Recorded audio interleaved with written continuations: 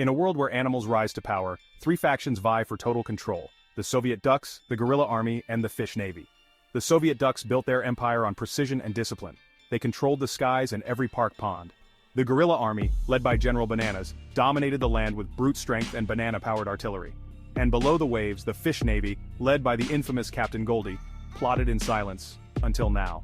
The Soviet Ducks, known for their strategic brilliance, executed their plans with unmatched precision. The Guerrilla Army, with their sheer physical prowess, utilized the dense jungles to their advantage. The Fish Navy, masters of the deep, used the ocean's vastness to remain undetected. The skies were the domain of the Soviet Ducks, while the land trembled under the might of the Guerrilla Army. The seas were a fortress for the Fish Navy. The Soviet Ducks, with their advanced communication networks, the Guerrilla Army, experts in guerrilla tactics, the Fish Navy, with their unparalleled sonar capabilities, each faction celebrated their victories with grandeur, showcasing their strength and dominance. The Fish Navy's underwater celebrations were a sight to behold.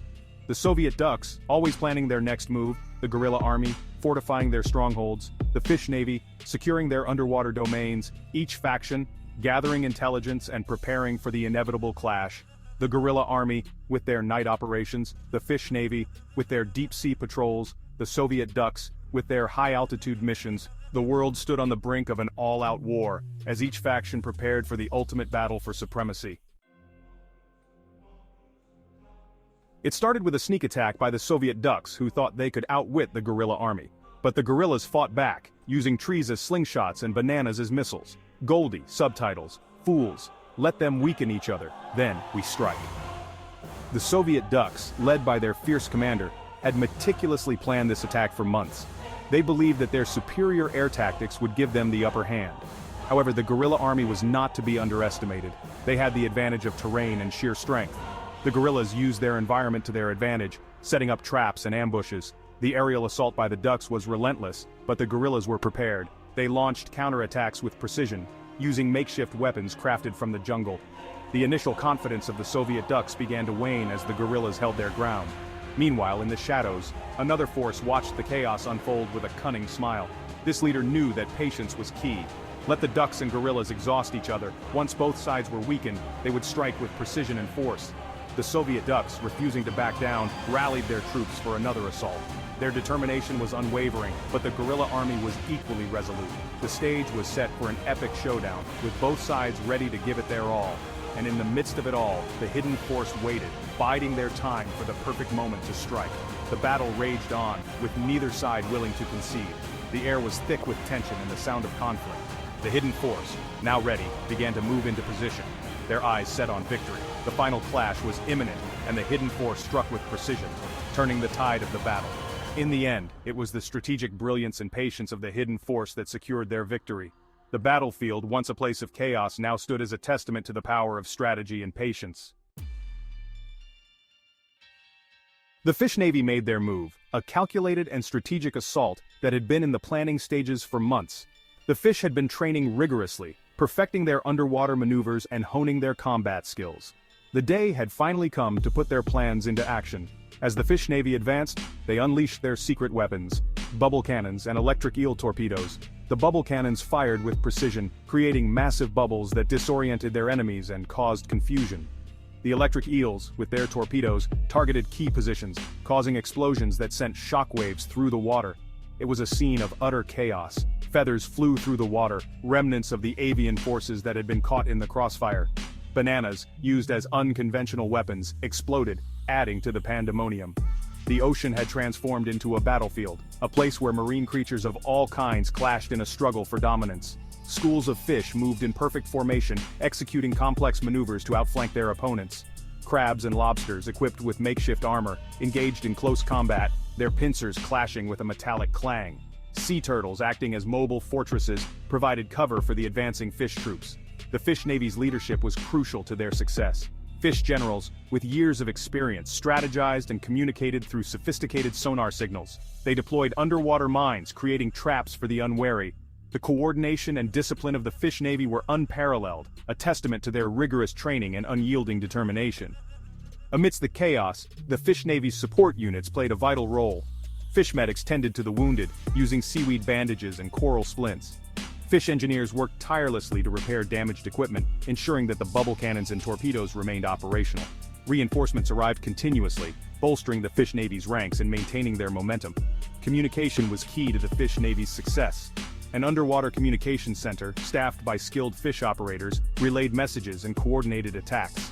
The fish used a combination of sonar and bioluminescent signals to convey orders and updates, ensuring that every unit was in sync and aware of the evolving battle conditions. Despite the intensity of the battle, the Fish Navy celebrated their small victories. Each captured enemy position was a testament to their skill and bravery. Fish raised their flag over conquered territories, a symbol of their determination and resolve. The morale of the Fish Navy remained high, fueled by their successes and the camaraderie among the troops. As the battle raged on, the Fish Navy demonstrated their tactical acumen by executing strategic retreats and regrouping when necessary. They prepared for the next phase of the battle, ready to adapt to the changing dynamics of the conflict. The Fish Navy's resilience and adaptability were key factors in their ongoing struggle for supremacy. The ocean battlefield was a sight to behold, a testament to the ferocity and determination of the Fish Navy. Fish and marine animals fought with unwavering resolve, their actions creating a symphony of underwater explosions and clashes. The battle for supremacy continued, with the Fish Navy at the forefront, leading the charge in the epic struggle for control of the ocean depths. In a desperate move, the gorillas and ducks formed a shaky alliance. This was a decision born out of sheer necessity, as both species found themselves cornered by the relentless advances of the Fish Navy. The gorillas, known for their brute strength and strategic prowess on land, and the ducks, celebrated for their agility and aerial reconnaissance, had little in common. Yet in the face of a common enemy, they set aside their differences. The battlefield was a sight to behold. Gorillas and ducks, once natural adversaries, now stood side by side, united by a fragile truce. The gorillas donned makeshift armor crafted from the dense foliage of their jungle home, while the ducks wore tiny helmets and vests, designed to protect them during their daring aerial maneuvers.